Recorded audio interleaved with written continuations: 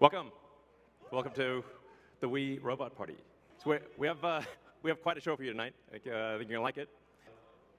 As you can see, I just arrived in the Robotaxi, the Cybercab.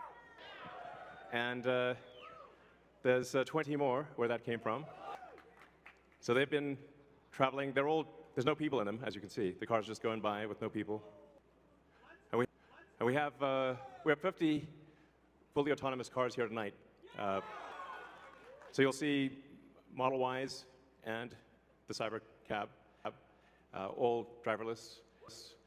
You'll be able to take a ride in the Cybercab. There's no steering wheel or pedals. So I hope this goes well. We'll find out. So you see a lot of sci-fi movies where the future is dark and dismal, where it's not a future you want to be in. So, like, I love Blade Runner, but I don't know if we want that future. We want that future. I think we want that future. I think we want that duster he's wearing, but not the bleak apocalypse. We want to have a fun, exciting future that if you could look in a crystal ball and see the future, you'd be like, yes, I wish I could be there now. That's what we want. So when we think about transport today, there's a lot of kind of pain that we take for granted that we think is normal.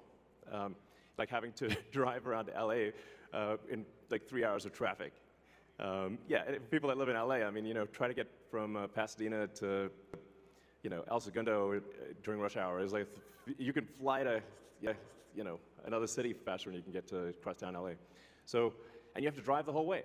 Unless you're in a Tesla, of course. Now, Tesla already does quite well at this, supervised self-driving. So supervised full self-driving is actually working quite well. I'm sure there's people in the crowd, you're using that. So we'll move from supervised full self-driving to unsupervised full self-driving, where the car, you could fall asleep and wake up at your destination.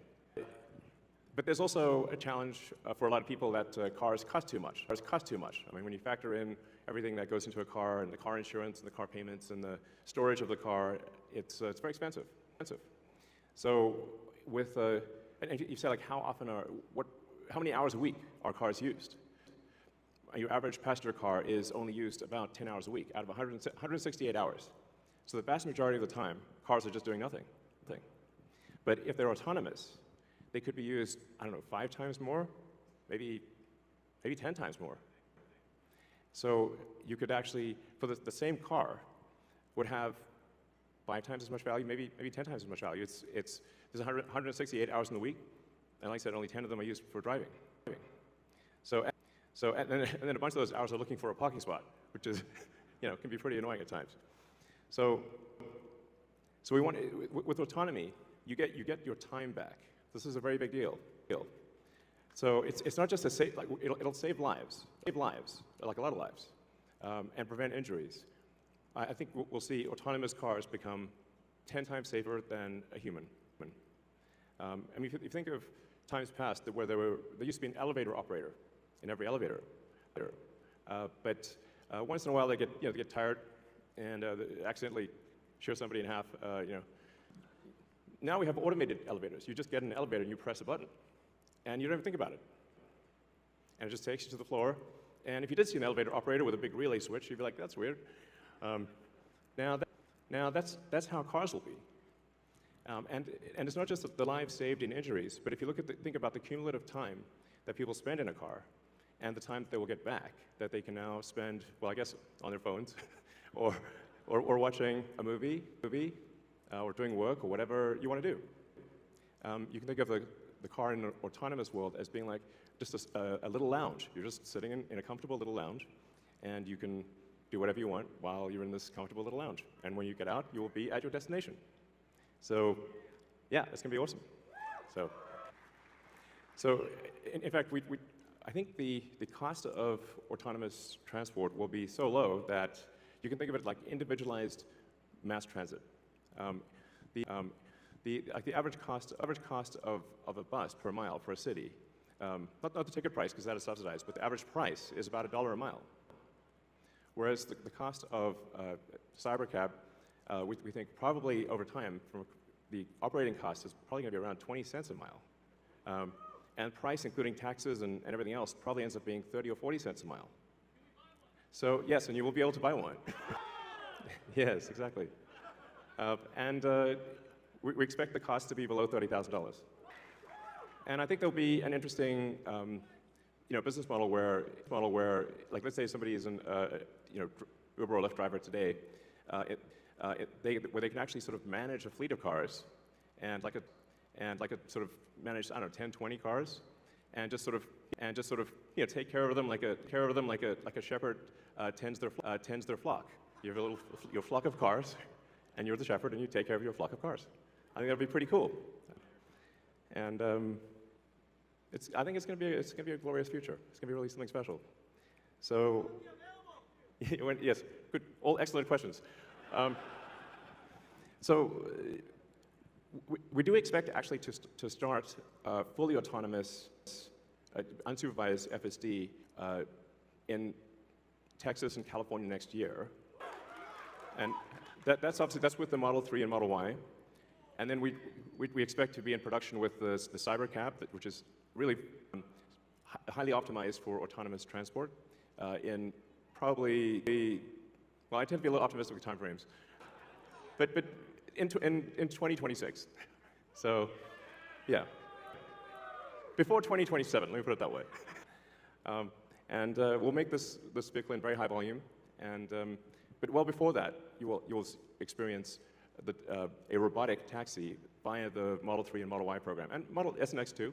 But your 3 and Y will achieve unsupervised full self-driving with permission in wherever regulators essentially approve it in the U.S. and they approve it in the U.S. and then to follow in outside the U.S. So, and it's Cybertruck too. Yes, of course. Sorry, I don't want to be. Yes. All our cars, basically, all cars that we make. So, let's not get nuanced here. All right, next slide. So, one of the reasons why the computer can be so much better than a person is that we have millions of cars that are training on driving. So it's like living millions of lives simultaneously and seeing very unusual situations that a person in their entire lifetime would not see. But hopefully, yeah, exactly. So, with that amount of training data, it's obviously going to be much better than what a human could be, because you can't live a million lives. And it's also, it can see in all directions simultaneously, and it doesn't get tired or text or any of those things. So it will naturally be, like I said, 10, 20, 30 times safer than a human, just for all those reasons. And I want to emphasize that the solution that we have is AI and vision. So there's no expensive equipment needed. So the Model 3 and Model Y and S and X that we make today will be capable of full autonomy unsupervised. And that means that our cost of producing the vehicle is low. Now we are going to actually overspec the computer for the Cybercab. So our AI5 computer will be somewhat overspec'd. And because I think there's actually also an opportunity, sort of like in Amazon Web Services, where if the car's driving for 50 hours a week, there's still over 100 hours left. And there's a potential there to have a massive amount of distributed inference compute, where if you've got, like, say, a fleet of 100 million vehicles and a kilowatt of efficient inference compute, you have 100 gigawatts of compute, which is really quite substantial. If it's there, you might as well use it. So, yeah, so that I think will make sense. So, all right. So our autonomous future is here. As I said, we've got 50 Teslas driving autonomously. We're trying to give you a sense of what cities will be like in the future. And when you get in, you'll see, like, it's really quite a wild experience to just be in a car with no steering wheel, no pedals, no controls, and it feels great. So, we have enough vehicles here, so everyone should be able to try it out and experience the set that we've built here. It's a very big set, so it's like really, we've used I don't know, 20, 30 acres or something like that. It's really big, so it's really big. So it goes on, the ride's long. And we set it up to feel like a ride, like a park ride. So it'll be cool, and you'll get to experience it tonight. Something we're also doing is, and it's really high time we did this, is inductive charging. So the robotaxi has no plug. It just goes over the inductive charger and charges. So yeah, it's kind of how it should be. Thanks, guys. I love you too. One of the things that is really interesting is how will this affect the cities that we live in. And when you drive around a city, or when a car drives you around a city, you'll see this there's a lot of parking lots. There's parking lots everywhere. Parking garages. So what would happen if you have an autonomous world is that you can now turn parking lots into parks. And so we're taking the ing lot out of parking lot. So there's a lot of opportunity to create green space in the cities that we live in. So that would be quite fantastic. Oh, and also, what happens if you need a vehicle that is bigger than a Model Y? The Robovan is, we're going to make this, and it's going to look like that. Now, can you imagine going down the streets and you see this coming towards you? That'd be sick. So this can carry up to 20 people, and it can also transport goods. So you can configure it for goods transport within a city, or transport of up to 20 people at a time. So this is gonna, the Robovan is what's gonna solve for high density. So if you want to take a sports team somewhere, or you're looking to really get the cost of travel down to, I don't know, 5–10 cents a mile, then you can use the Robovan. Some people call it the Robovan, but so yeah. One of the things that we want to do, and we've seen this with the Cybertruck, is we want to change the look of the roads. The future should look like the future. So, speaking of robots, so everything we've developed for our cars, the batteries, power electronics, the advanced motors, gearboxes, the software, the AI inference computer, it all actually applies to a humanoid robot. So the same techniques. It's just a robot with arms and legs instead of a robot with wheels. And we've made a lot of progress with the Optimus. And as you can see, we started with someone in a robot suit, sort of down, and then we've progressed dramatically year after year. So if you extrapolate this, you're really going to have something spectacular, something that anyone could own. So you could have your own personal R2-D2 C-3PO. And I think at scale, this would cost something like, I don't know, $20,000–$30,000. Probably less than a car, is my prediction long term. Now, it'll take us a minute to get to the long term, but fundamentally at scale, the Optimus robot, you should be able to buy an Optimus robot for, I think, probably $20,000–$30,000 long term.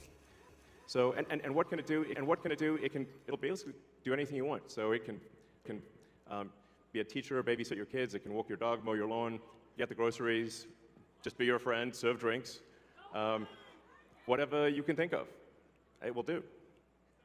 And yeah, it's going to be awesome. And I think this will be the biggest product ever of any kind. Because I think everyone, of the 8 billion people of Earth, I think everyone's going to want their Optimus buddy. And there's going to be maybe two, and then they'll be producing products and services. I predict, actually, provided we address risks of digital superintelligence, 80% probability of good, a good outcome. Look on the bright side. The cup is 80% full. The cost of products and services will decline dramatically, and basically anyone will be able to have any products and services they want. It will be an age of abundance, the likes of which people have almost no one has envisioned. It'll be something special. So, now one of the things we wanted to show tonight was that Optimus is not a canned video. It's not walled off. The Optimus robots will walk among you. Please be nice to the Optimus robots. So you'll be able to walk right up to them, and they'll serve drinks at the bar. and you'll directly I mean, that's just, it's a wild experience just to have humanoid robots, and they're there, you're just in front of you. So yeah, with that, let's party. I love you guys too. If you look at that gazebo over there, let's get the party started.